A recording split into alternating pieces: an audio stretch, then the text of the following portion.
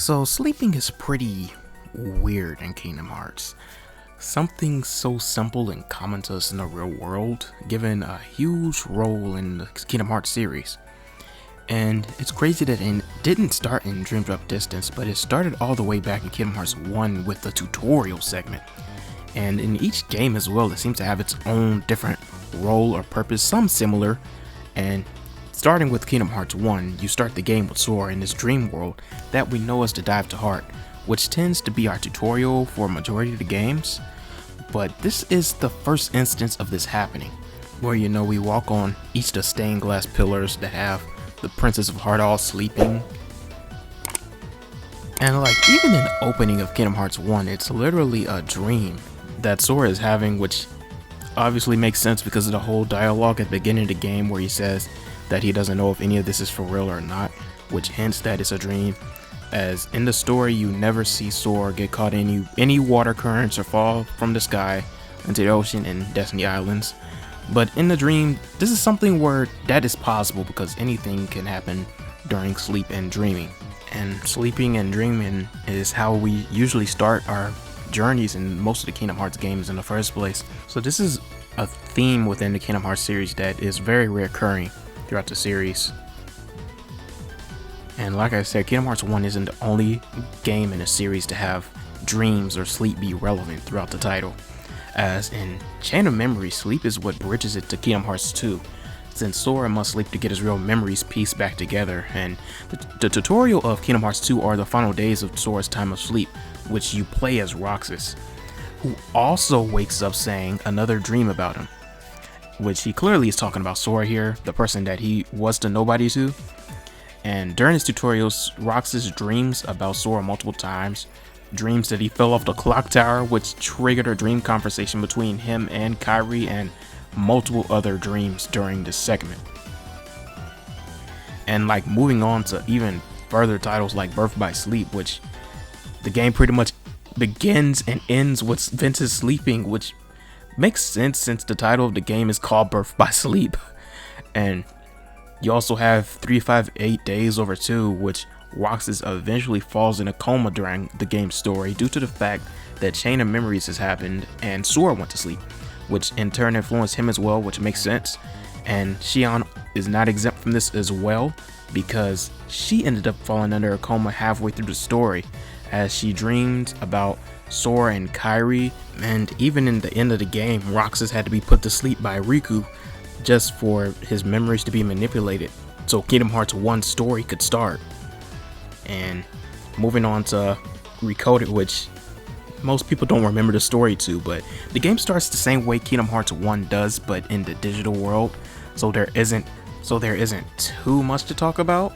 But I will say that the fact that Data can sleep is interesting to me, and that can perhaps be seen as foreshadowing for Datasaur's arc, as him not being real as the real Sora that everyone knows and loves. That's his whole character arc throughout Recoded. But despite everything and being Data, he grows his own heart from the connections, and yeah, Recoded is such peak fiction and you can't tell me it's not. So anyways, moving on.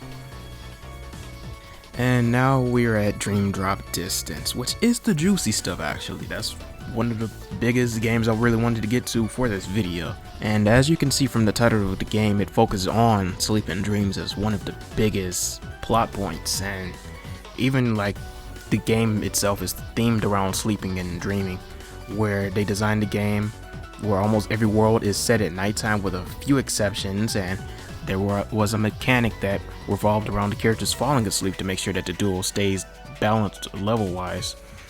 Now, story-wise, the characters Sora and Riku must enter the realm of dreams and visit all of the sleeping worlds, and this is to earn the title of Keyblade Master, as well as earning the ability of the Power of Waking, which is an ability that has a huge role in Kingdom Hearts story, especially in Kingdom Hearts 3.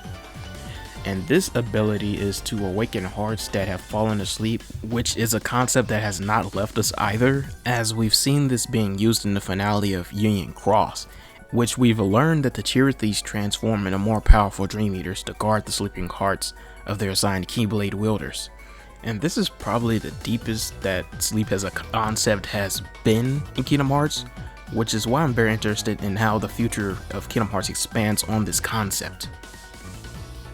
Which, speaking of the future of Kingdom Hearts, let's get into Remind and Melody of Memory, as well as the latest story, Dark Road, which are closely tied together in this new saga. And in Remind, dreams are very relevant to the storyline, as it brought back the secret ending of base game, and it confirmed that it was a dream that Riku had of him searching Quadratum for Sora while being watched by Yozora. Which is very huge, since the fact that Riku had a dream about Quadratum while having no idea what it was in the first place, like, what? And Riku dreaming about Quadratum is just funny to me, since it makes me feel like his conversation with Joshua in Dream Drop Distance was foreshadowing something like this. Joshua, why don't they ever attack you? They being Dream Eaters? They won't go after you unless you're a dreamer. Which is funny, because I've got plenty of dreams. But they're definitely attacking me. So, you think I'm a dreamer? Every human being is a dreamer. I had a friend once who said he never dreamed of anything, but it turned out that his were the most powerful dreams of all. You sort of remind me of him.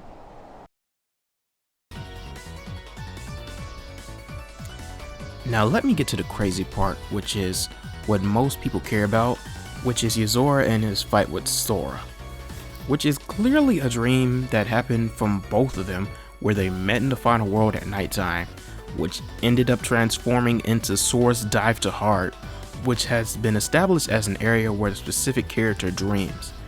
And then right after this, the final world transformed into Quadratum, but in a dream, since we're on the Dive to Heart. And after this fight, which was a dream, though the bad ending doesn't matter at all, we still see Sora in the final world, but at daytime. And Yozora ends up waking up in his car, which is further proof that both were dreaming about their meeting and battle.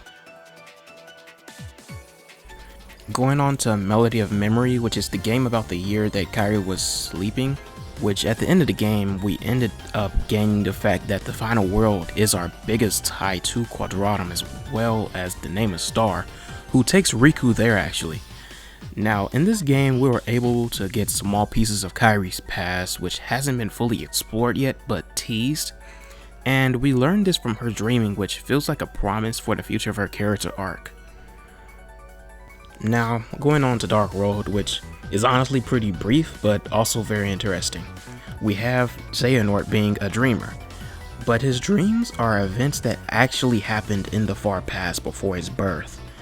Xehanort throughout his years had dreams of the player's life, and it was once a theory that Xehanort was the player reincarnated. However, that was proven to be incorrect with Dark Road, as we figured out that the man in the blue robe was the player all along, and that Xehanort was just a kid that he was watching over. And even after the old man's death, Xehanort was still dreaming about the people from their past life in Union Cross and in the beginning of Dark Road as well. Now, I have a lot of questions regarding Xehanort being able to dream of previous events that happened, but I feel like missing a link is going to be the thing that ties that saga, the key saga, together, and we will gain more answers about the player, Xehanort, and everything else regarding dreams. But that's just my prediction. And that was quite a lot to discuss, and I have not even cracked the iceberg of this topic. But if I did, then this video would never end, so instead I'll ask those that reach this point of the video to comment their thoughts on the use of sleep and dreams in Kingdom Hearts. And how do you think the future titles will implement this concept, since it seems that this is something that will never leave Kingdom Hearts. And if you've enjoyed this video, be sure to leave a like, and if you would like to see more content, then hit the subscribe button and hit the notification bell below as well. And yeah, this is Mira, and I will see you all on the next video.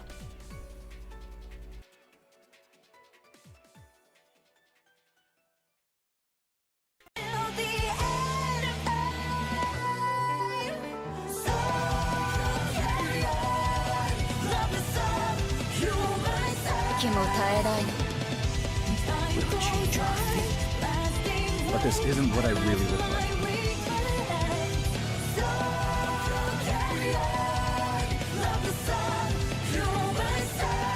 I'll be watching.